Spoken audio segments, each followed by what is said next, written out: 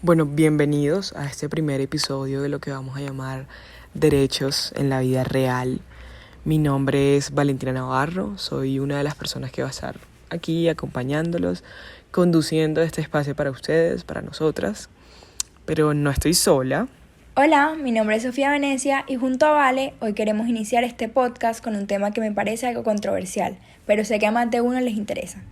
Quiero iniciar preguntándote si alguna vez tuviste algún problema en el colegio por algo que estaba en contra del manual de convivencia y ahí te parecía arbitrario. Es controversial, total, como dices.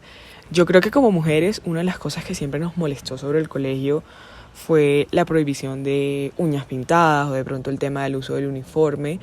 Pero creo que los problemas iban mucho más allá. En mi colegio, por ejemplo, hubo casos de embarazo de adolescente y les prohibieron la entrada al colegio. Ellas no podían volver a clase simplemente porque para la institución esto daba un mal ejemplo frente a las demás niñas. Y la solución que se proponía era que entonces la persona podría terminar el colegio, el año que estaba cursando, a la distancia. Y uno, creo que uno en ese momento no entiende la gravedad del asunto, pero uno de pronto en el desconocimiento puede decir o puede sentir que eso es algo totalmente injusto, pero no lo piensa como qué cantidad de derechos están siendo vulnerados, por ejemplo. Entiendo, Vale. Y es que sobre este tema es importante tener en cuenta que la función principal de los manuales de convivencia es regular las relaciones de convivencia para garantizar el cumplimiento de los derechos y deberes de quienes hacen parte de la institución. De hecho, según el artículo 42 del Código de Infancia y Adolescencia, entre las obligaciones de los establecimientos educativos está el estimular las inclinaciones culturales de los niños, niñas y adolescentes, evitar la discriminación por razones de sexo, etnia, creencias, condición socioeconómica, etc. Proteger a los adolescentes contra el maltrato, agresión física o psicológica, humillación, discriminación, burla por parte de otros compañeros, profesores y directivos. Es que es súper curioso precisamente por eso, porque a través de nuestras experiencias o de nosotros, viéndolo desde afuera de una institución, porque ya salimos de un colegio, por decirlo así, y de lo que se ve en la jurisprudencia en el día de hoy, podemos afirmar que eso no se cumple en la realidad. En algunas ocasiones ese manual de convivencia termina siendo mucho más amenazador para los derechos o siendo causante de discriminaciones que ellos mismos intentan regular bajo este manual de convivencia. Por lo que hoy entonces nos planteamos una pregunta y es, entonces, ¿cuál es el límite para lo que puede prohibir y permitir ese manual de convivencia? Pero antes, Sofi, quiero que resaltemos como algunos casos donde podemos ver cómo ese manual de convivencia termina vulnerando algunos de los derechos de los estudiantes, derechos fundamentales como la dignidad humana, el libre desarrollo de la personalidad y hasta el derecho a la educación. Exacto, Vale. Tú mencionaste anteriormente el caso de tu compañera que quedó en embarazo, y este es uno de los casos más comunes en los que vemos este problema. Incluso la Corte Constitucional se ha pronunciado al respecto diciendo que impedir a una mujer que siga estudiando por estar embarazada es pasar por encima de su derecho a la igualdad y a la educación, ya que se estaría dando un trato de inferioridad con respecto a los otros estudiantes del colegio, por el simple hecho de que ella esté en embarazo. No, y lo preocupante de eso es que no es el único caso.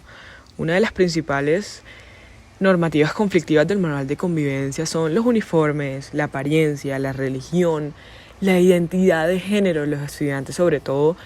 Y este último tema ha sido bastante controversial y la Corte se ha tenido que pronunciar en repetidas ocasiones estableciendo que las instituciones educativas no deben intervenir bajo ninguna circunstancia en la libre escogencia a la que tienen derecho los estudiantes de inclinarse en su orientación sexual, identidad de género, religión, de su preferencia. Y este tema me hace traer a colación lo sucedido con el joven de Bogotá, Sergio Urrego, en el 2014. No sé si lo recuerdas, que decidió quitarse la vida, se suicidó porque su colegio le estaba poniendo presiones debido a que era homosexual. Es que es muy triste este caso, ¿vale? Precisamente de esto hablamos.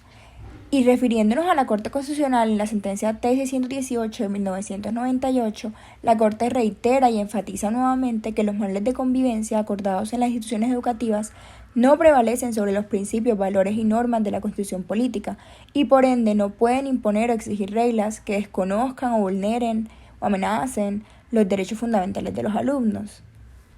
Sofía, es que de hecho eso es súper importante. Quiero que revisemos estas cifras juntas. Según el Ministerio de Educación, entre noviembre del 2022 y mayo del 2023 han desertado un total de 473.786 niños y jóvenes de sus colegios. Claro, esto no quiere decir que estos números representen en un 100% la inconformidad de los estudiantes frente a la dicotomía entre derechos constitucionales y los manuales de convivencia, pero definitivamente es un indicativo de la importancia de que el colegio sea un ambiente seguro para promover que los jóvenes sigan en sus estudios, para que se sientan también atraídos por ir a estas instituciones. Así es. De hecho, el Código de Infancia y Adolescencia recalca en sus artículos 41 y 44 que tanto el Estado como las instituciones educativas tienen un deber de asegurar un ambiente de calidad para los estudiantes y de intentar mantener la permanencia de los estudiantes en el sistema de educación. Y al parecer, según estas cifras, no está dando resultados. Estamos totalmente de acuerdo con eso. Y de hecho es que la Corte habla de que el Estado, para garantizar el derecho a la educación, debe cumplir con varios componentes como la asequibilidad, la accesibilidad, la adaptabilidad y la aceptabilidad. Y estos números nos dejan con la pregunta de si realmente se está cumpliendo la tarea, si se están haciendo bien las cosas. Y la verdad yo creo que queda muchísimo por trabajar y por intervenir por parte del Estado también. Y la intervención del Estado no puede ser solo cuando entonces un estudiante decida presentar una tutela, por ejemplo, frente a una institución educativa por tal derecho vulnerado. No deben esperar a llegar a ese momento. La verdad, quedé con la misma pregunta, ¿vale? Y lo más preocupante es que se siguen viendo afectados los derechos fundamentales de los jóvenes y muchos de ellos no conocen cómo pueden ampararlos y no tienen conocimiento sobre el sistema judicial. Así que terminan no haciendo nada y no proclamándose y simplemente pasando su mala experiencia. Realmente, mis momentos memorables, la mayoría son de cuando estaba en el colegio, pero definitivamente se recuerda también lo malo. Y al parecer hay una gran cantidad de jóvenes que no cuentan con esos recuerdos memorables, de esos momentos que son tan importantes para nuestra vida y para formar nuestra personalidad y lo que somos y seremos. Total, es súper importante lo que dices, siendo el colegio un momento de la vida tan importante para todos y donde uno pasa tanto tiempo. Es súper importante tratar también de que uno tenga la mejor experiencia. Bueno, Sofi, con esto me gustaría cerrar esta primera sección, convencida de que algo va a quedar en quienes nos escuchan. Entiendo que en ese momento de la vida uno no tiene mucho conocimiento sobre las cosas, pero sí es bueno reflexionar sobre este tipo de cosas, sea antes, después, en cualquier momento. Así es, vale. Bueno, gracias por escucharnos. También nos encantaría que nos dejen sus opiniones, anécdotas con respecto a este tema. Es muy importante hablar al respecto y es muy importante pronunciarse. Para eso es este espacio, para que hablemos de temas del día a día que nos causan curiosidades jurídicas y preocupaciones por lo que está sucediendo hoy en día.